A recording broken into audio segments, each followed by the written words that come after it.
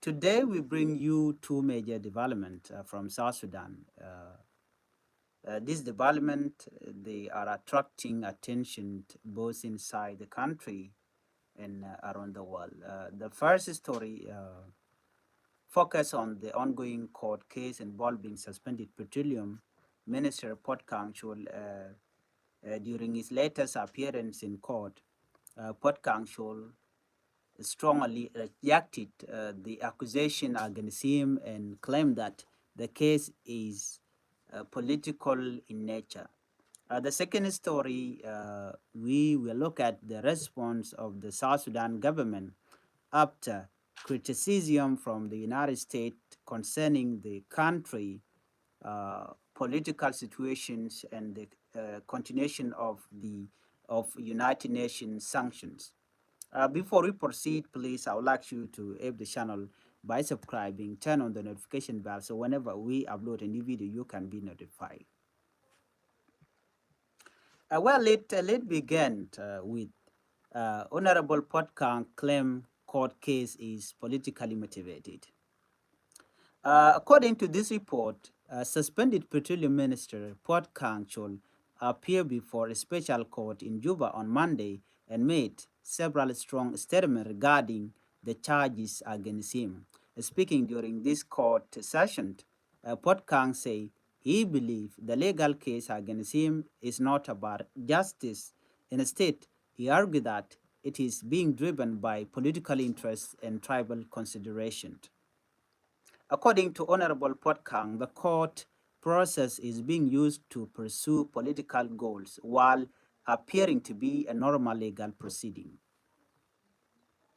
According to the minister told the court that the accusations against him are connected to wider political disagreement within South Sudan ruling political system.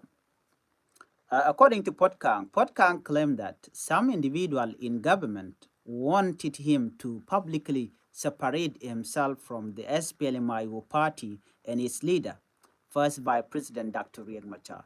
He stated that he was offered the possibility of freedom if he agreed to reject his political party and its leadership.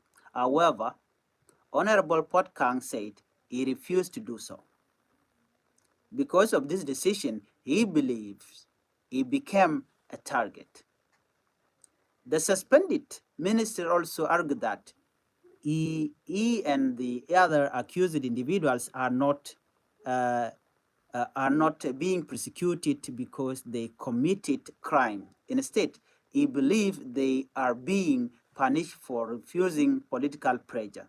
According to Honorable Puot Kang, the current situation is linked to disagreement over the implementation of the 2018 peace agreement that ended years of conflict in South Sudan. Puot Kang claimed that some powerful individuals view certain reform in the peace agreement as a threat to their interests. During his statement, Puot Kang also criticized the use of security institutions against opposition figure.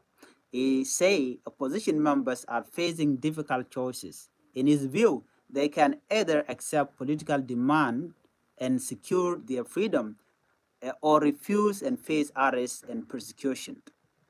Honorable Puot Kang said he and his colleague choose to stand by their belief rather than surrender to political pressure. The minister also denied any involvement in the fighting that occurred in Nasser in Upper Nile State during March 2025. Puot Kang told the court that he had no connection with the young fighters who attacked a military base in the area. According to him, the reason behind the conflict had already been explained publicly by leaders connected to the Nuer White Army.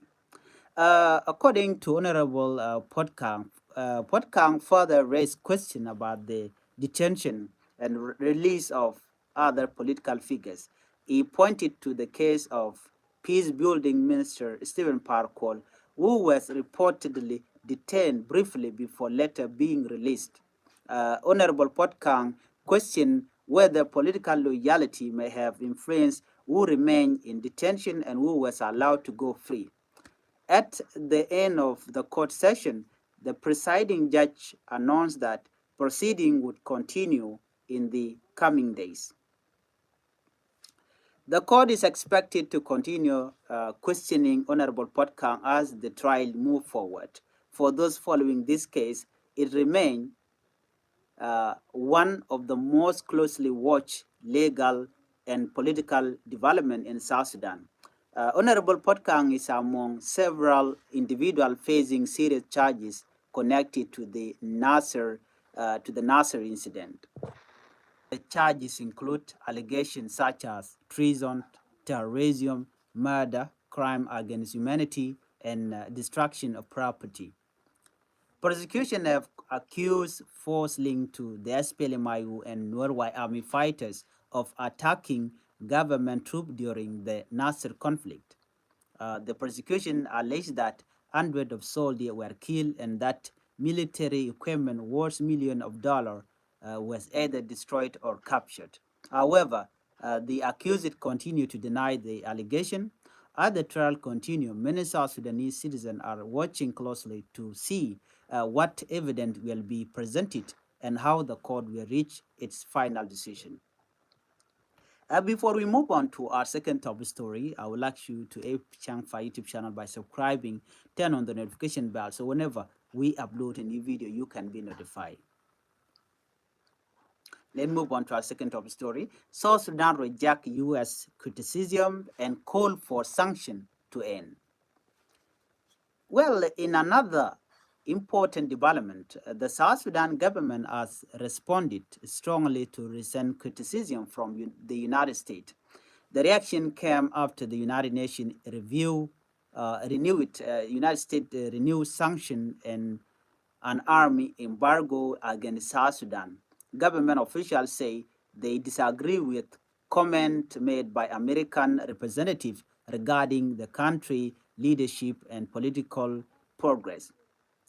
Speaking on behalf of the foreign minister, officials say South Sudan value its relationship with the United States and appreciate the support America has provided over many years. At the same time, the government said it believes some recent statements do not accurately represent the situation on the ground. According to the foreign minister, President Salva Kiir Mayardit remained committed to implementing the peace agreement signed in 2018. Government officials say the president continued to support peace, national unity, reconciliation, and political dialogues. The ministry acknowledged that South Sudan still faces many challenges. These include economic difficulties, humanitarian concern, and weaknesses within state institutions. Officials also pointed out that regional instability and global economic pressure have made these challenges even harder to address. Despite these problems, the government said progress has been made in several areas. According to officials, reform within the security sector have continued, political consultation have taken place, and cooperation with regional partners remain active.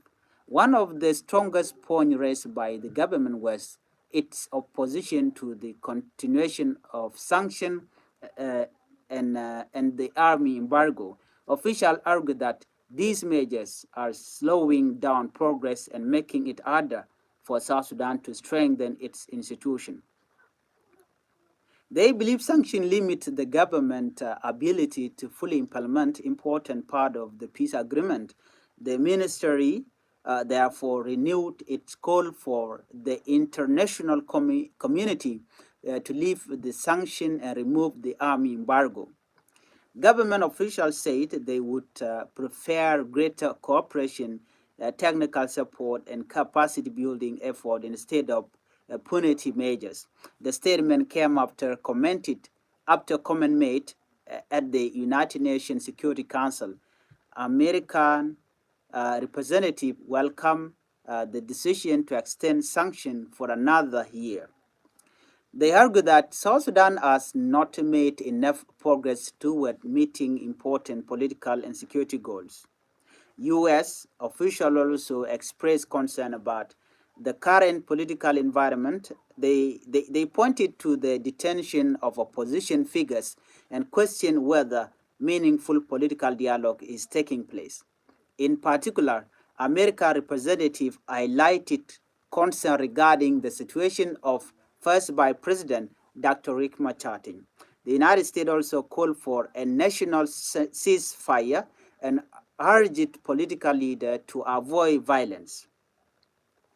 Furthermore, American officials encouraged the government to focus resources on improving the life of ordinary citizens. The sanctions against South Sudan have been in place for several years. They were first introduced because of concern about violence and delay in implementing peace agreement. Since then, the measures have been renewed repeatedly despite the requests from the South Sudan government for their removals. The debate over sanctions remains one of the most important issues in South Sudan's relationship with international partners. Supporters of sanctions argue that they encourage accountability and peace. Critics argue that they slow development and make it harder for government institutions to grow stronger. As discussion continue, the future of these measures will likely remain a major topic in both national and international politics. Well, in conclusion, these two developments show that South Sudan continues to face important political and legal challenges. The ongoing trial involving Honorable Puot Kang has raised serious questions and strong opinion from different sides. At the same time, the disagreement between South Sudan and the United States over sanctions highlight continuing tension regarding the country's political future. As events continue to unfold, we will keep bringing you updates and analysis on the stories that matter most. Thank you for watching. Before you go, if you are new to Changfied YouTube channel, please make sure you subscribe and hit the notification bell so whenever we upload a new video, you can be notified. Thank you for watching.